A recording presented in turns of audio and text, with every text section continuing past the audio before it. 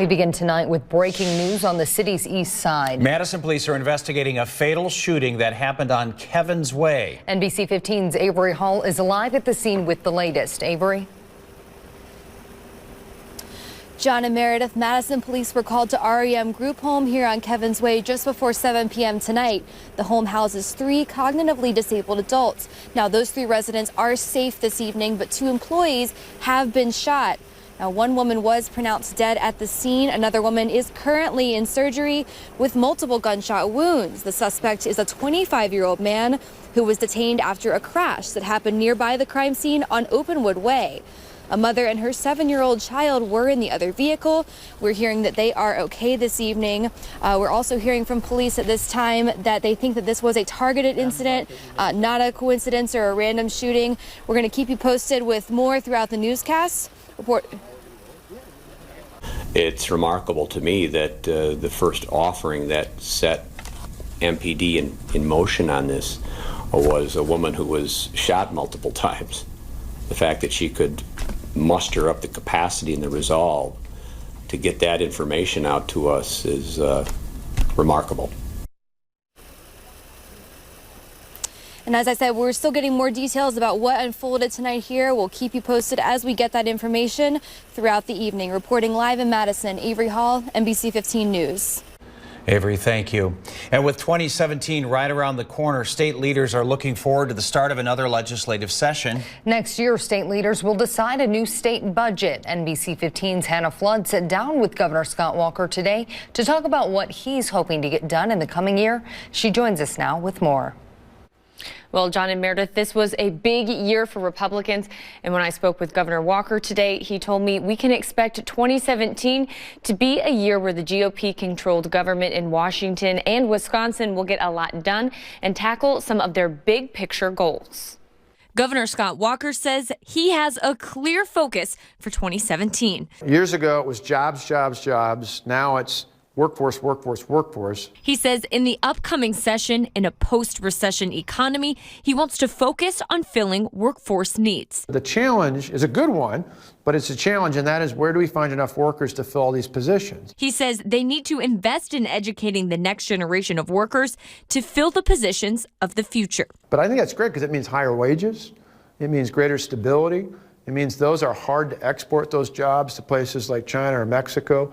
And so long term, I think we're better off, but there's going to be this transition out there. Walker says he thinks the incoming Trump administration could help make that transition. What excites many of us as Republicans is not just the personality, but the possibility. And that's what Walker says is making running for a 3rd term in 2018 another possibility. All these things that couldn't be done because of the federal government may very well change in the next 6 months to a year, but that would be the kind of jolt of excitement that would really make me want to run again. After a successful 2016 for Republicans in Wisconsin and around the nation, Walker says he's looking forward to showing people what they can do with conservative control. Walker says he also wants to put people in government assistance who are unemployed or disabled back into the workforce. The session officially begins here in Wisconsin on the first week of January. Hannah Flood, thanks. Madison police are looking for a suspect who shot a man in downtown Madison early this morning. That happened near State Street and West Gilman Street just after 2. A 36-year-old man was shot in the arm and taken to the hospital without any major injuries. He told police he was walking with friends when they got into an argument with another group of people. And that's when a male suspect fired several shots and then left in a car. A burglar used a fire escape to break into a downtown Madison business this morning. Arrow Eberly Architects, located on King Street, had its 2nd floor window smashed out. Police say initial reports indicate there was damage to the interior, but it was not immediately known what, if anything, had been taken.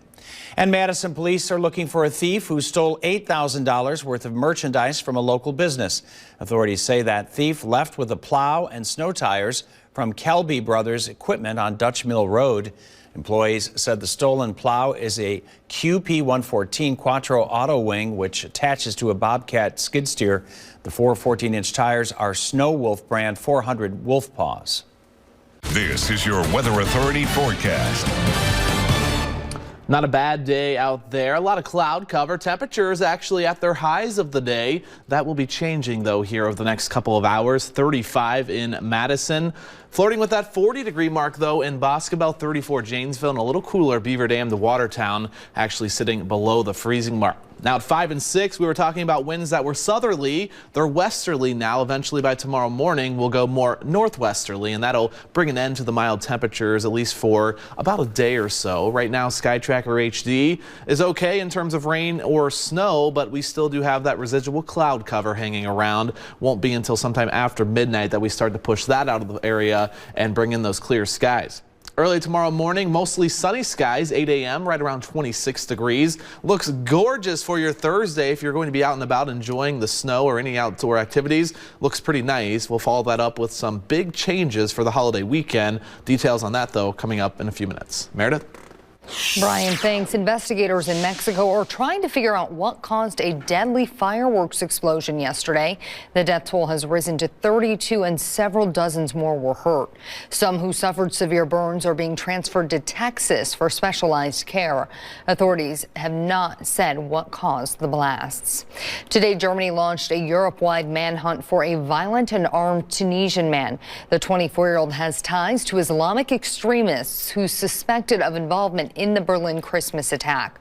12 were killed and dozens injured when a tractor trailer plowed into a crowd of people on Monday. There is a $100,000 bounty out for the suspect. The Japanese Prime Minister met with the U.S. ambassador to Japan today to finalize the return of 10,000 acres of land currently used by the U.S. military. The return has been in the works for 20 years and is the largest by U.S. forces in the country since 1972. Earlier this month, Defense Secretary Ash Carter announced initial plans to return control of the plot of land, which Marines used as a jungle warfare training site. The Japanese government will host an official ceremony in Okinawa tomorrow to mark the return. A deal has fallen apart to undo that North Carolina law known as the bathroom bill. In a sign of the state's bitter political divide, the state's legislature was called into a special session today to consider repealing the law known as House Bill 2. But the Republican-controlled legislature showed once again that it preferred its own way. Among other things, HB 2 requires transgender people to use restrooms corresponding with the sex on their birth certificate in many public buildings. Spreading cheer with a snip there and a trim here. We meet a local barber boosting self-esteem with a comb and clipper. Plus, a heartwarming story. Community members gather locally to carol and show their support for a young girl's brave fight.